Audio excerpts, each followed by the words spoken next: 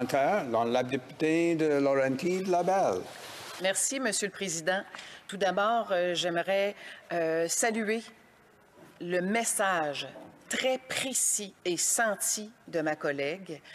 Je vous avoue que dans les dernières semaines, au comité éthique, nous avons également fait beaucoup de constatations en regardant ce qui se passe avec Pornhub et tout ce qui est esclavage et de mauvais traitements, entre autres à des femmes et des mineurs. Alors, j'aimerais poser la question suivante à ma collègue. Elle a donné énormément d'informations et j'espère que les victimes qui nous regardent non seulement ont pris en note les recommandations, mais évidemment une journée dédiée pour reconnaître et aussi aller de l'avant pour avoir des projets de loi, d'une part pour émettre les infractions, mais d'autre part, j'aimerais entendre ma collègue sur l'accompagnement des victimes. Souvent, nous, comme législateurs, on doit s'occuper de faire respecter les lois. Mais pour ce qui est des victimes, d'où leur vie est hypothéquée jusqu'à la fin de leur jour, quand ma collègue parle d'accompagnement, quel message elle aura envie de donner aux victimes qui nous regardent sur les prochaines étapes qui sont tout à fait urgentes pour elles et pour eux? Président, je joue beaucoup avec le micro pour tourner. J'entends qu'il y a de l'interférence. Je suis désolée pour les interprètes. On pense à vous. On essaie de trouver des solutions.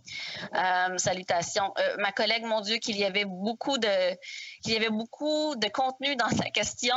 D'abord, je salue son travail au comité éthique concernant tout le dossier Pornhub et je tiens à l'assurer de ma collaboration pour la suite des choses. J'espère avoir l'occasion de ramener ce dossier-là sous un angle beaucoup plus humain, beaucoup plus féminin, parce que principalement les victimes de ces sites-là, de cette pornographie juvénile, de cette pornographie en ligne, ce sont des femmes et même des femmes mineures. Alors, on a une pensée pour elle et je compte reprendre le flambeau lorsqu'elle aura terminé au comité éthique et l'emmener sous notre angle beaucoup plus féminin, beaucoup plus humain. Ensuite, mon message aux victimes. L'important, puis on l'a vu, il y a encore beaucoup trop de préjugés sur les effets à long terme que peuvent avoir la violence sexuelle sur les femmes, sur la mémoire, sur... en fait, on parle de choc post-traumatique. Donc, le message qu'il faut envoyer, c'est qu'il faut un accompagnement qui tienne compte de ça, qui néglige et qui ignore les préjugés que l'on peut avoir par rapport aux victimes.